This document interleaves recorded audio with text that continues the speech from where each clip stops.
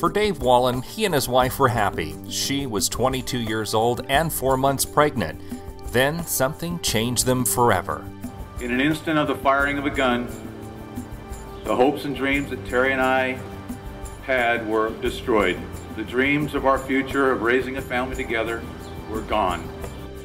His wife was one of 6 people brutally murdered by a notorious serial killer in Sacramento, making Dave one of thousands of crime victims struggling to make sense of their future.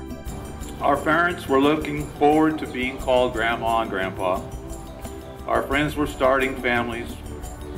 Our children and theirs were going to grow up together and be friends too. Still, many people do not realize how many lives are changed by these type of crimes. The statistics in California alone are startling. Nearly 175,000 violent crimes occurred in the state of California in 2009. When you break that down, it's almost 15,000 a month, or 500 every day, 20 every single hour of every single day, and that's just in California. This week marks the annual Crime Victims' Rights Week at the state capitol in Sacramento, where those impacted by crime join with officials to show support and rally together.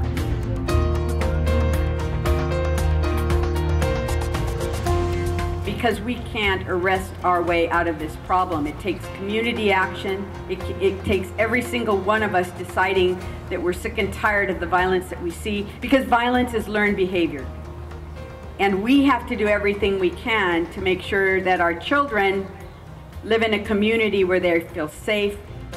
Providing that safe feeling often begins with important services that are now provided by agencies like the California Victim Compensation and Government Claims Board and the California Emergency Management Agency. It's important to reach out ahead of time to raise awareness of crimes. All too often crimes go unreported, but if we can empower people to report crimes, law enforcement is going to be able to bring those criminals to justice. And then oftentimes victims and their family are so traumatized after a crime that they're reluctant to press charges, they're reluctant to share their stories with law enforcement. So if we provide them with the counseling and the services they need, law enforcement can get these criminals off the street. It was a lesson Dave had to learn the hard way over 30 years ago when his wife was murdered. It seemed that the hardest thing to do was just to ask for help. Sometimes I felt, how could anyone help me? Look what I've been through. How would anybody ever understand how I feel? Today, getting that help is made a little easier. The California Emergency Management Agency funds hundreds of domestic violence and rape crisis centers throughout the state, helping over 177,000 victims of violent crime last year.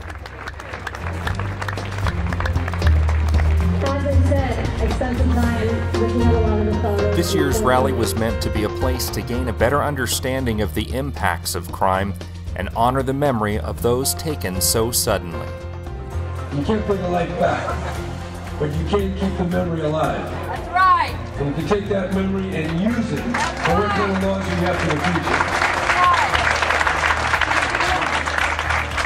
So I pledge to you that this is something that I keep in the forefront of my mind, and it's very helpful for me to look at the pictures, to look at the surviving family members and friends, and just keep right in the forefront of my mind that at the end of the day, public safety is the fundamental obligation of government. For more information about this year's rally and the programs available to crime victims and their families, visit the California Emergency Management Agency's website at www.calema.ca.gov or the CalVCP website at calvcp.ca.gov.